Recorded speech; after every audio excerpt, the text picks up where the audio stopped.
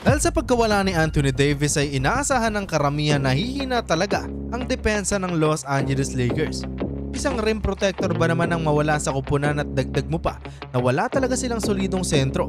Siguradong ganun talaga ang iisipin ng karamihan. Pero heto, imbis na humina ay tila lalo pang lumakas ang kailang depensa.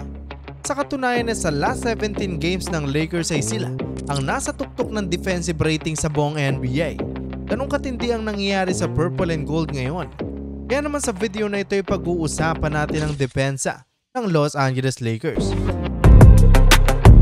Maraming natuwang mga fans dahil 5-game winning streak na ang Purple and Gold.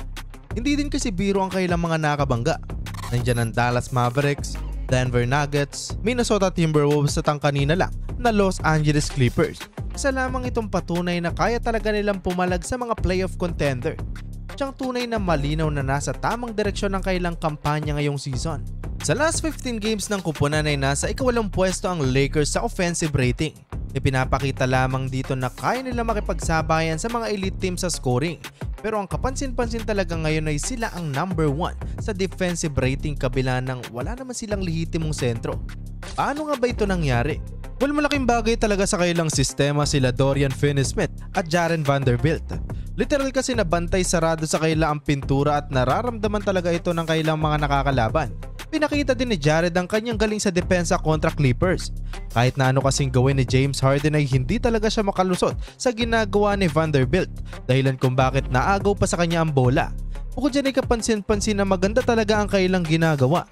Kung ating kasing babalikan ay inasawa talaga nila itong si Jokic.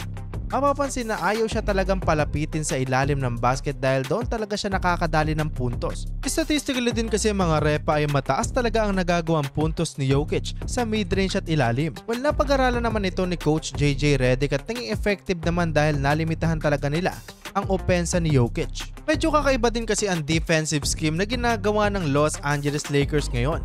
Kapansin-pansin na mas prioridad nila ang ilalim kahit na sa panahon ngayon ay mas maraming shooter. Kung ating kasing titignan mga repa ay sa kanilang bawat laro ngayon ay tila 3 or 4 na players ang bumabalagbag sa mga gustong pumasok sa kanilang pintura. Dahilan kung bakit napopuwersa ang opensa ng kalaban na ibigay ang bola sa mid-range o 3-point area. At dahil sa ganung depensa ay mabilis na natatapik ang bola katulad na lamang nito. Hindi pa dito yung matatapos dahil hindi lang sa 3-point area nangyayari ito mga repa. Meron kasing pagkakataon na nasusukol nila ang player sa ilalim na nagre-resulta ulit sa isang turnover. Ang simpleng sistema pero makikitang malaki talaga ang naitutulong. Sa katunayan ay kahit na si Anthony Edwards ay nahihirapan din pumasok sa ilalim. Para kasing merong pader na nakaharang dahil sa ganda ng kailang depensa. Bukod dito ay malaking bagay din ang lalim ng kailang bench. Mga masisipag din kayo sa depensa ang mga ito. Katulad na lamang nila Gabe Vincent at Jordan Goodwin. Kung usapang hustle plays at dedikasyon sa depensa ay ito talaga ang kailang arsenal para makatulong sa kailang kupunan.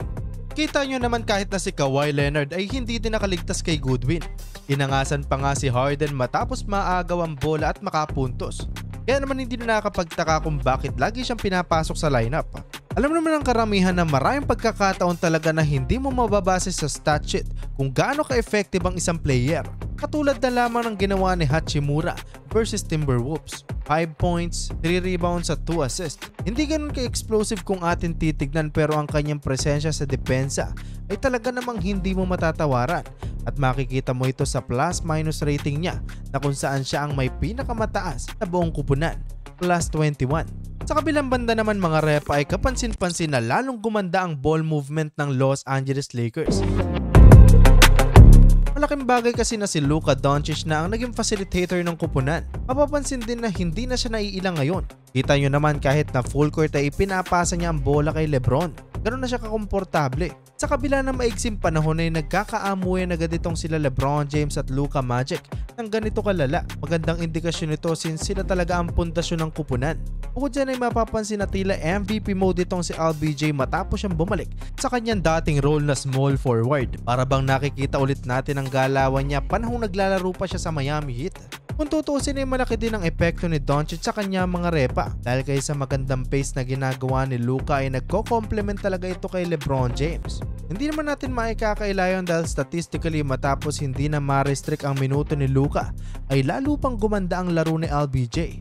Nag-a-average siya ngayon ng 30.6 points, 11.8 rebounds, 4.2 assists and shot 57% sa field sa kanyang huling 5 laro. Patunay na mas balanse ang kanyang nagagawa ngayon sa kupunan. Mas nakakatulong siya sa depensa at umabante din ang kanyang stats sa opensa at rebounds. Malaking bagay ito dahil hindi na din sa kanya nakaatang ang responsibilidad na magmando pa ng opensa. Para bang ipinaubayan na niya kila Luka Doncic at Austin Reeves ang pagkumpas ng kailang opensa. Siyang tunay na malaking bagay talaga ang pagiging all-around player ni LeBron James. Nakakatuwa lang dahil kahit nasa konting panahon ay nag-fit talaga sa isang sistema ang dalawang alpha sa kupunan. At kung magtuloy-tuloy ito ay asahang marami pang pahihirapan ang Los Angeles Lakers.